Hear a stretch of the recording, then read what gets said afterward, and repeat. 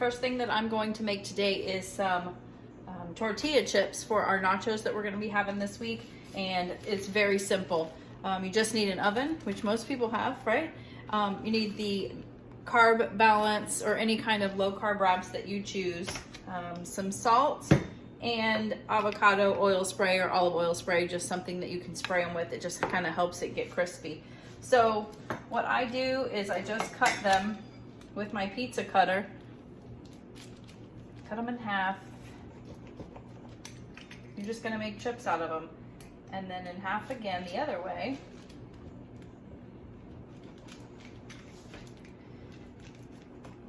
And then one more time. Hope you can see that. I'm trying to do this from a different angle this time because I'm left-handed, and I realized in my last meal prep video, my arm was covering up a lot of stuff. So make sure you cut all the way through. This one did not go all the way through. And now basically you've got your little chips that we're gonna be cooking up. So I have got 2 baking sheets here that are lined with some parchment paper. You just lay them out. Very simple. I do have a video on this just showing how to make them in detail, so I won't go through all of it with you, but basically what we're going to do is I'm going to then spray it with this, and I'm going to do both sides of it, and then I'm going to sprinkle some salt on top of it. That is completely optional. You don't need to do the salt, but we do like it. I'm going to make this whole pack here, and then when they come out of the oven I will show you what they look like. Okay, so the chips are done. This is the last batch that I made. And once they become kind of cool to the touch, then you'll just want to put them in a container. Normally I put them in a Ziploc bag, a gallon size, but I am out of those right now. So I just put them in an airtight container. And yeah, now we have them for the week. I make a little extra than what we need for nachos because who doesn't like to, like, you know, dip chips in a dip. And I got a really good guacamole in my grocery haul yesterday.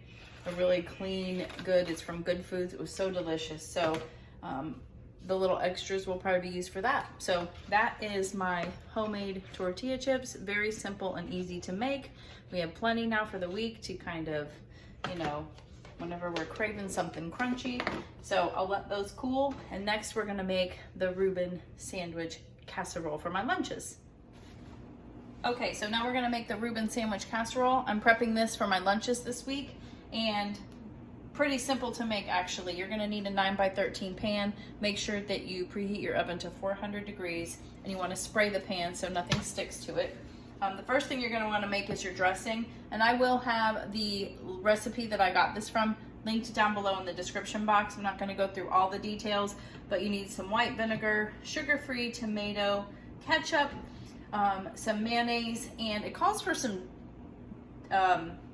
what is it, dill relish, but I didn't have any of that, so I just chopped up a small pickle that I had, and you're basically going to mix that up. So that's basically going to be your dressing, which is kind of like the Thousand Island dressing that they put on it.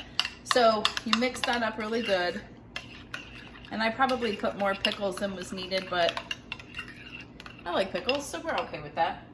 And you also need some corned beef from the deli, and then you need a cup of sauerkraut that has been drained. So make sure you really squeeze out all of the water from that. It is just best that way so it's not soggy. And then you need some Swiss cheese.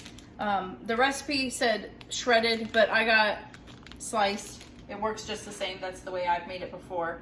So first thing you're gonna do is you're just going to chop up your corned beef and layer it at the bottom. Let me get a knife. A knife would be good.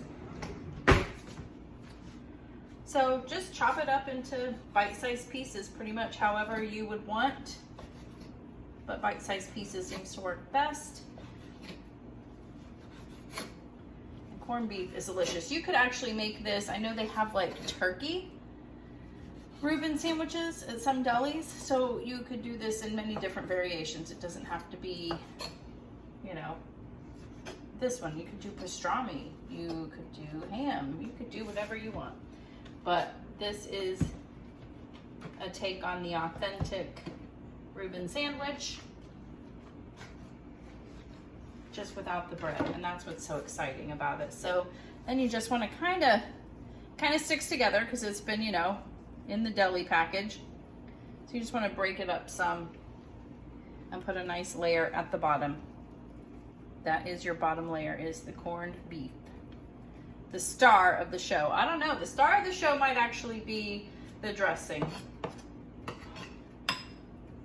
But it is all delicious. And I guess you could make yourself a Reuben sandwich on some of the low carb bread, but you don't want to go crazy with the bread all the time. So this is definitely another good option. So after you do that, then we layer the sauerkraut on top of that. And this is probably the main reason why Andy doesn't like this, because he's not a fan of sauerkraut. So that's why I make these types of things that he's not a big fan of. I'll do that for my lunches because I absolutely love this. It is delicious. Okay, after you do that, you want to then put your dressing all along the top.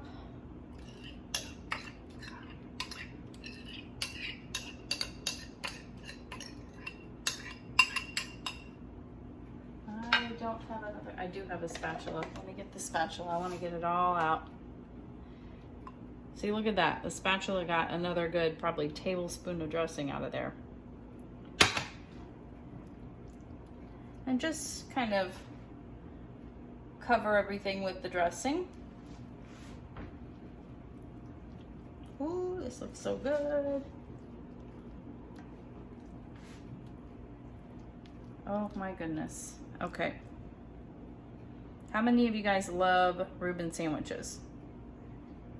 If I go to a deli of any kind, that's usually the first thing I'm looking at and saying, I want that. All right, so now I've got the cheese that we're putting on top. See how simple this is to put together? It's not taking more than 5 minutes to put it together, and then we just stick it in the oven for 20 minutes. And you have yourself either a dinner or lunch for the week. I'm gonna make sure I don't miss any cheese on any of the parts.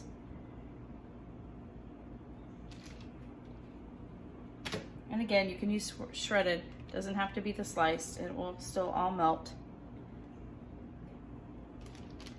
Okay, so we are about there. So now my oven is preheated to 400 degrees. And I'm going to put it in the oven.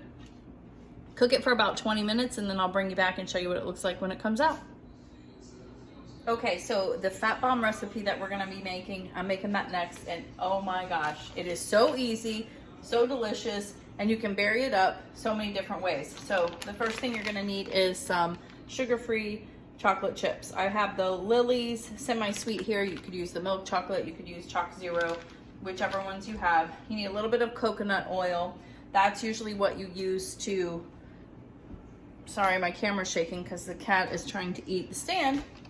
The coconut oil and the chocolate together just kind of helps smooth out the chocolate, which I have already done that here. So as you can see, we've got our chocolate and the coconut oil ready to go. And then you need some macadamia nuts. You know, these are one of the lowest carb nuts out there for keto eaters. But you could also use peanuts or whatever you have on hand actually would work. You could use a silicone mold, or I just have a tiny muffin tin baking mold. This is how I made them the first time and they came out just fine that way. So the first thing, I will have this recipe linked down below for you. These macadamia nuts happen to have no salt.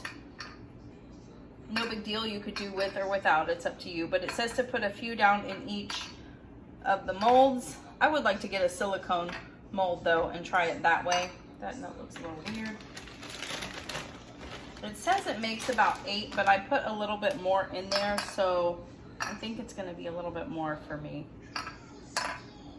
And then what you're gonna do is you're just gonna pour the chocolate in the mold.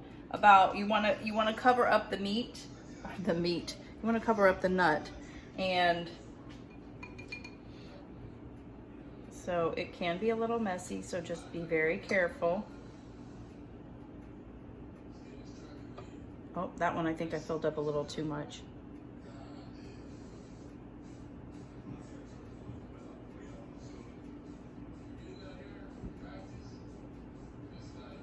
but let me tell you how delicious this is. So the next thing that you're gonna do is you're going to put it in the freezer to freeze. And of course, you know me, gotta get out the spatula. There's a lot of good stuff in there that doesn't come up unless you have the spatula. Yeah, see, I put a little too much in a couple of them, but that's okay. I'm gonna move some of that over, but we're gonna stick these in the freezer. I can't remember, I think for about 20 minutes, and then I'll show you what they look like when they come out. Okay, so I just took the Reuben casserole out of the oven, and look at that. The cheese is all bubbly, getting browned on the edges, so very delicious. I'm gonna let this cool for a little bit before I break it up, but I'm gonna put it in these individual meal prep containers so I have those ready, and I'll probably put a side salad on the other side of it, but so delicious. Can't wait to dig into it, and it smells great. So let's see how those fat bombs look. Okay, so they are out of the freezer, the fat bombs. How delicious do those look? I think a silicone mold will be best because they'll be easier to pry out of here, but I'm just using a butter knife and they're coming out pretty simple. Actually, easier than I thought, so use what you got. Sometimes they might just, you know, want to escape. I would store these in the freezer, but this is definitely something, and you could double, triple this recipe so you can fill the whole thing, but that's what you come up with.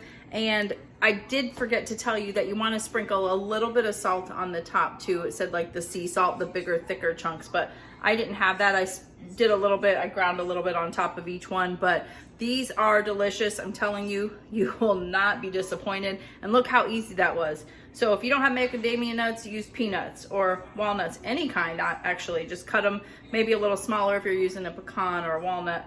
But yeah, this is delicious. So we'll go over everything that I did for my meal prep today.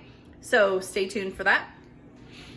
All right, so I have meal prepped everything. I've got in here, I've got my 5 containers for my lunches, which is the Reuben sandwich casserole, and I've made a side salad on the side with my dressing. The dressing just kind of fits better on that side, but I've got my lunches ready for the week, which is awesome.